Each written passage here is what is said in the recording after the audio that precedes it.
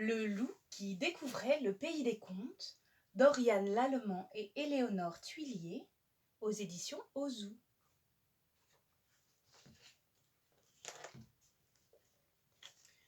Quand Loup se réveilla ce matin-là, le soleil brillait haut dans le ciel. C'était un temps parfait pour le grand goûter du printemps qui aurait lieu l'après-midi même dans la forêt. Cette année, pour le goûter, je vais faire un gâteau aux pommes, décida Loup. Le souci, c'est que je ne sais pas cuisiner. Loup prit un panier et sortit. Dans la forêt, il trouverait bien quelqu'un pour l'aider. Loup marcha longtemps sans rencontrer personne. Enfin, au détour d'un sentier, il tomba nez à nez avec 3 petits cochons qui construisaient leur maison. « Au secours, le loup !» hurlèrent les cochonnets. « Il va nous dévorer !»« Dévorer de mignons petits cochons ? Mais pas du tout !» s'exclama Loup horrifié.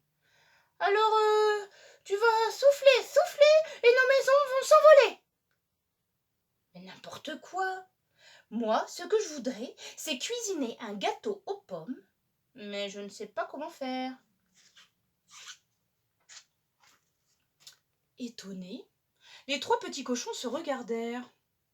« Et si on lui donnait la recette de Tati Rosette ? Son gâteau aux pommes est le meilleur de la planète. » « D'accord, » fit le plus sage des petits cochons.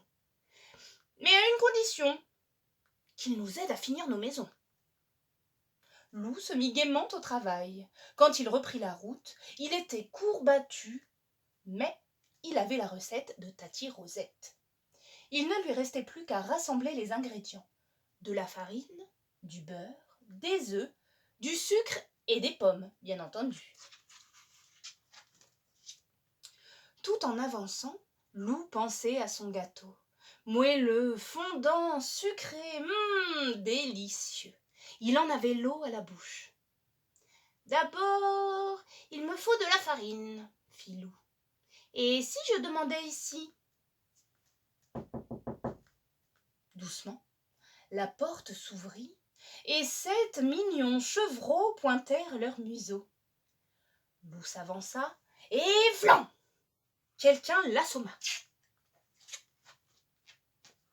Quand il rouvrit les yeux, Loup était ligoté et il avait très mal à la tête. « Alors, le loup, on se croit encore le plus fort ?» gronda la maman chèvre. « Certainement pas, » protesta Loup. « Je voudrais de la farine, c'est tout. »« De la farine pour montrer patte blanche et dévorer mes chevreaux ?»« Non, » bredouilla Loup. « De la farine pour faire un gâteau ?» Par chance, la chèvre adorait cuisiner. En échange de la recette de Tati Rosette, elle donna à Loup de la farine et hop, le jeta dehors. Loup reprit son chemin en grommelant. Il ne pensait pas que faire un gâteau serait aussi compliqué. Il bougonnait encore lorsqu'il entendit quelqu'un chanter. C'était une petite fille, tout de rouge vêtue, qui cueillait des fleurs. « Et toi, je te connais !» cria la petite fille. « Tu es le loup !» Loup soupira. Voilà que ça recommençait. « N'aie pas peur, je ne vais pas te dévorer, » fit-il de sa voix la plus douce. « Ça, c'est sûr !» fit la petite en haussant les épaules. « Tu n'as pas l'air bien méchant !» Soulagé, Loup s'assit dans l'herbe près du petit chaperon rouge.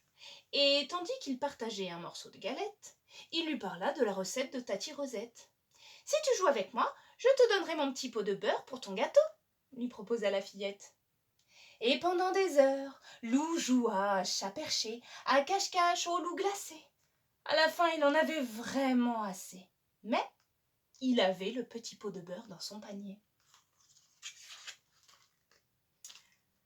Ingrédient numéro 3, des œufs, lut ensuite Loup. Justement, il y avait un nid juste au-dessus de lui. Courageusement, Loup commença à grimper quand un cri le fit sursauter. Au pied de l'arbre, un renard venait d'attraper une petite poule rousse. « Ce soir, tu cuiras dans le chaudron, » se réjouit le renard. « Ma vieille mère et moi, nous nous régalerons. »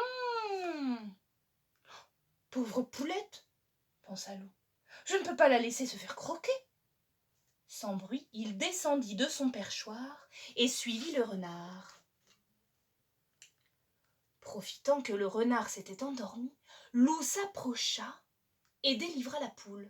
« Ouh, pauvre de moi !» gémit-elle. « Échappée au renard pour finir dans la gueule du loup !»« Rassure-toi, je ne vais pas te manger, » lui promit Loup. « Allez, cocotte, filons d'ici. » Pour remercier Loup, la petite poule rousse proposa de lui tricoter une culotte qui ferait de lui le plus coquet des loups de la forêt. Non merci, fit Loup. Je préférais quelques bons œufs frais. Loup se remit en route.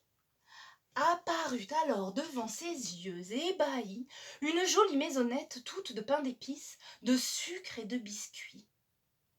« Voilà qui tombe bien !» se réjouit Loup en détachant un morceau de gouttière. « J'ai besoin de sucre pour ma recette !» Aussitôt, la porte s'ouvrit et une affreuse sorcière surgit. « Cric-crac-croc, qui grignote mon logis ?» grogna-t-elle. « Un loup? Pouah! Je vais le transformer en poulet, ce sera meilleur à manger. »« Certainement pas !» cria Loup terrorisé, et il se carapata. Loup courut, la sorcière à ses trousses. À bout de souffle, il arriva devant une chaumière et s'y engouffra. « Bonjour, mon ami, » le salua Blanche-Neige. « Qui te poursuit ?»« Une sorcière, » paniqua Loup. « Elle veut me transformer en poulet. »« N'aie crainte, elle ne te trouvera pas ici. Repose-toi près de la cheminée, tu sembles épuisé. » Reconnaissant, Loup s'assit et aussitôt il s'assoupit. Au réveil, Loup raconta à Blanche-Neige toute son histoire, le goûter, la recette de Tati Rosette et toutes ces choses bizarres qui lui étaient arrivées. « Mais c'est parce que tu es dans la forêt des contes, » lui expliqua la jeune fille. « D'ailleurs, voici de belles pommes pour ton gâteau. » Loup regarda les magnifiques pommes rouges avec inquiétude. « Promis, la méchante reine ne les a pas touchées, » rit Blanche-Neige. Loup la remercia, rassurée. Blanche-Neige conduisit alors Loup devant son miroir. « Miroir, mon beau miroir, dis-moi qui est le plus chou des loups. »« Oh, c'est Loup le plus chou !» fit le miroir amusé. « Et si on le gardait avec nous ?»« Non, cher miroir, » répondit Blanche-Neige, « renvoie-le vite dans la forêt. Mais avant... »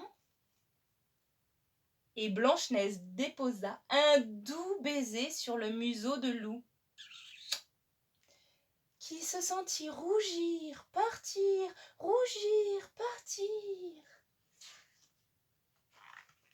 Loup secoua la tête tout étourdi. Il était de retour chez lui. À ses pieds, son panier était bien rempli. « Youpi, j'ai tout ce qu'il faut pour préparer mon gâteau. Vite, au fourneau !» Dans sa cuisine, Loup suivit la recette de Tati Rosette à la lettre. Il coupa, versa, mélangea.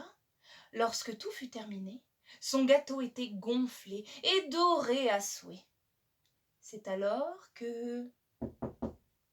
on frappa à la porte. « Salut mon chou !» fit Mère Grand. « On est venu pour le goûter !» C'était l'heure du goûter. Autour de la table, les amis de Loup étaient déjà installés, impatients de se régaler. « Ah, te voilà enfin !» s'exclama Valentin.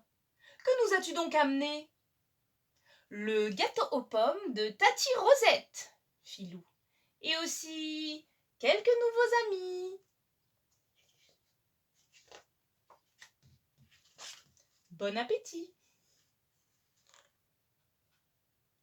Pour les gourmands, je vous mets la recette de Tati Rosette, qui est ici, juste en dessous de l'histoire. Et promis, il est vraiment délicieux. À bientôt!